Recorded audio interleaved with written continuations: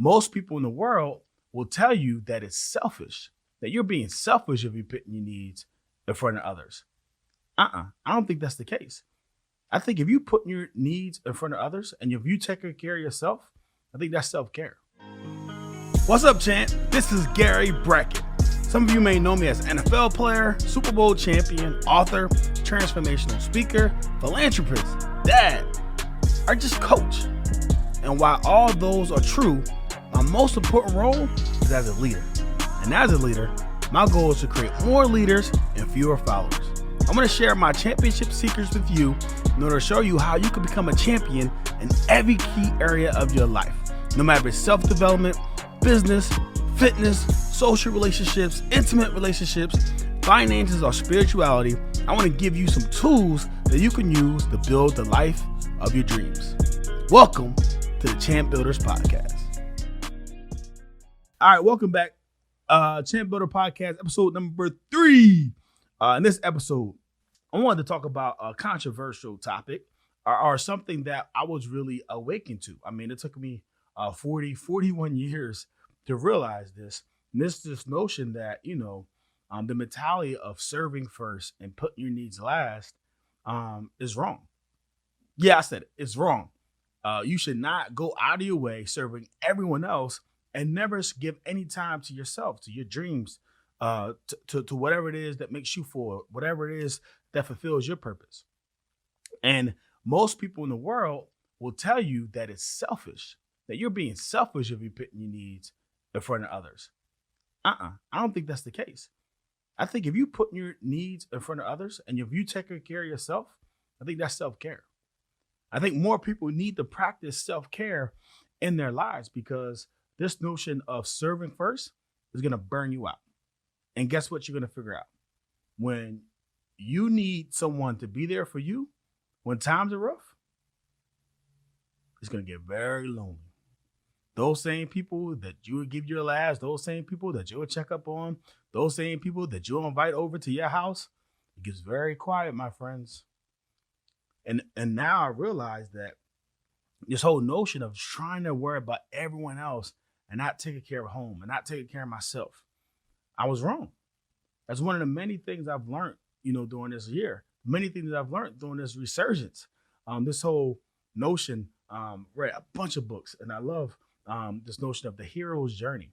And it's the hero's journey, and every movie is pretty much the same, where a hero gets into a tough time. They go on this journey where they uncover, their true purpose, or they find their fulfillment, and then they get taught, and they go on these lessons, and they get better, and then they come back out, and then they kind of serve the world. And I think that's how we should all think of our lives and ourselves. We should all think of, man, before I can give to anybody else, I need to fill my cup. And not only fill it, I need to keep it full.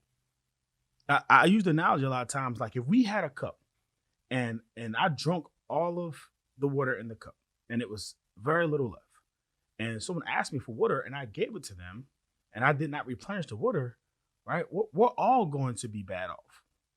So what I want you to do is think of constantly refilling that cup. Constantly refilling that cup, because only then are you going to realize that, you're giving people the good stuff. Your cup of running over. You're giving people blessings and abundance and knowledge and wisdom, right? And that's where we have to be. But so often we are sacrificing our health, we're sacrificing our relationships, we're sacrificing our financing, we're sacrificing our mental health, caring and doing for others that won't do the same for you. And until we realize this whole notion of fulfillment first and then serve, we're constantly going to be on this treadmill feeling unfulfilled, feeling lonely. I remember I would be in a room full of people and feel lonely. And it really just hit me on like, man, Gary, what's important to you? Like, what are you going to do for you? How do you fill your cup? I really had to relearn that about myself in order for me to get to this point now where I want to share and I want to help others. I can only help from a place of abundance. I want to help from a place of scarcity. I want to help from a place of abundance. And that's why I feel like I want to share so many of my trials, tribulations, and so many of what I learned with you, So one, obviously, I wouldn't say make the same mistake because every lesson or every loss that I've took in life, I've took it as a lesson. So I think you guys should be willing to take your own lessons, but if you're willing to listen to others, man, it can speed up your trajectory on wherever it is you want to go. But this whole notion of serving first, I remember I first heard it with my mom. I told you, Sawyer, how I was a walk on at Rutgers University. I ended up making the team and getting a scholarship. And first year when Coach Shiano came, he said the hardest workers are going to be the starters. So I lost a bunch of weight during the offseason, was every drill. I got named one of the starters, was leading the team by example and by performance. I got named the captain. So I called my mom, excited, shared her news. Hey, mom, I got to share with you. I'm a captain of the team. Oh, she was ecstatic. She was my biggest fan, came to all the games, wore my jersey proud. But she could hear the uncertainty in my voice. And she said, babe, what's going on?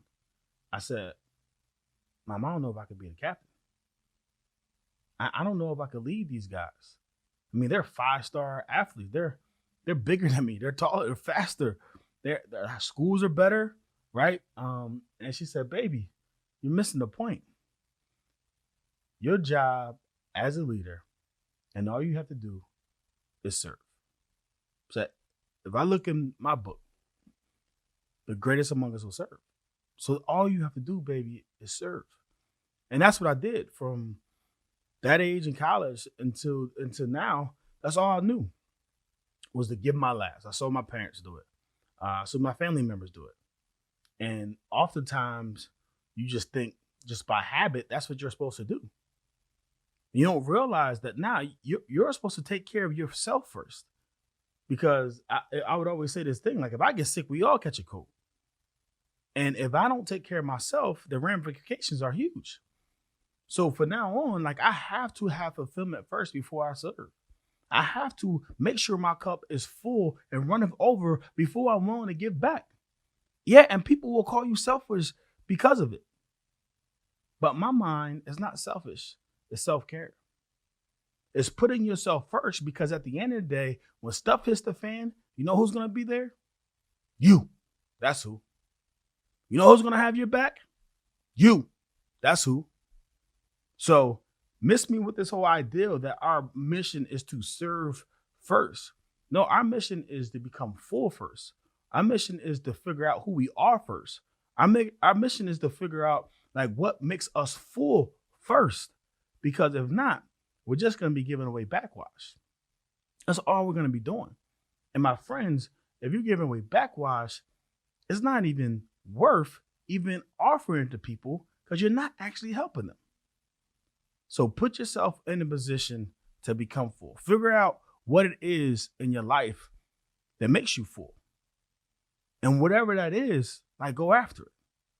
Whatever it is, unapologetically go after it. Pursue it.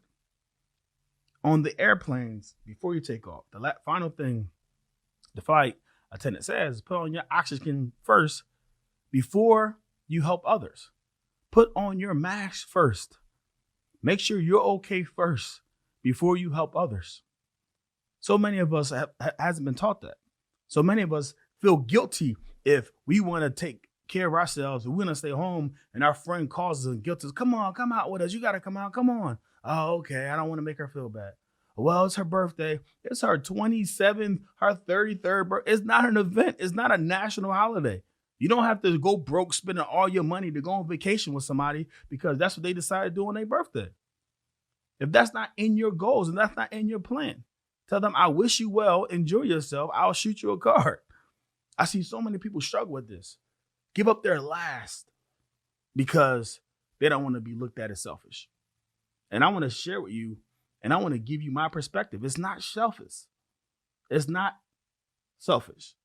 It's actually self-care.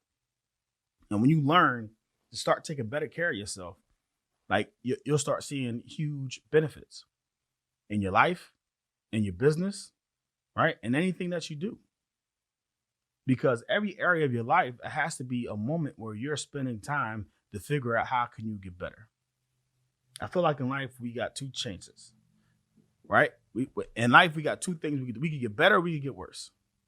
We get better, we get worse. Every morning we wake up, we got a choice and we got a chance. Another chance at life. Then we got to make choices on how we're going to live that life. And for me, my choice is that, man, I got to fill myself up. So I start with a morning routine, or I start the night before. I make sure I wake up early. I exercise. I read, meditate. I fuel myself up, right?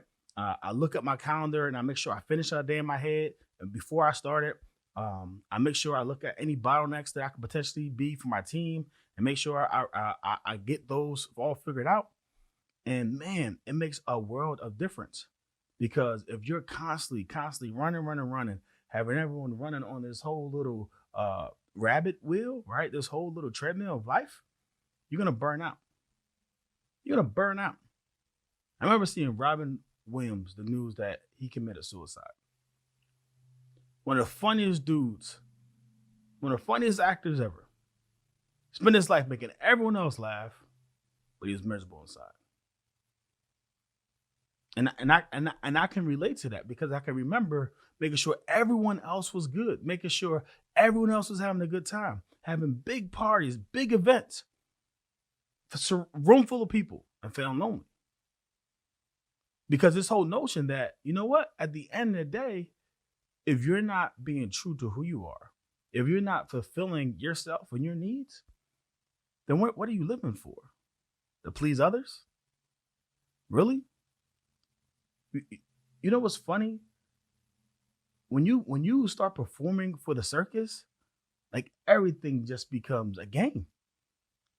But as a leader, as someone who wants to have a great life, in order to be a conductor of your life, you got to turn your back from the orchestra. You got to turn your back from the audience, and you got to face the orchestra. So in order to be a leader in your life, you have to turn your back from the audience, and you have to face the orchestra. And by doing so, right, you don't even care what people are saying. They're going to say a bunch of things about you, but their perception is not your reality. So when you're going through this life, knowing you only get one opportunity at it, you only get one opportunity at it. And I think we all have two lives. And the second one doesn't begin until we only figure out we only have one. So if this is your second life and you figure out you got one chance at it, I implore you